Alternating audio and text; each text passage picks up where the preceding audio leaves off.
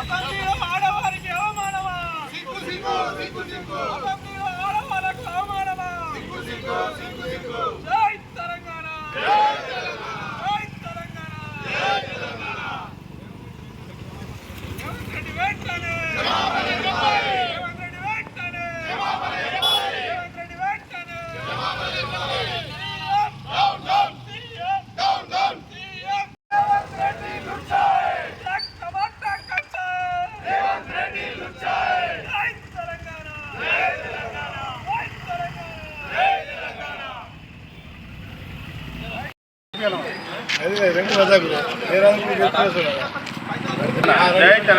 ఏదైతే నిన్న అసెంబ్లీలో సాటి మహిళలను కించపరిచి మాట్లాడడం చాలా బాధాకరం.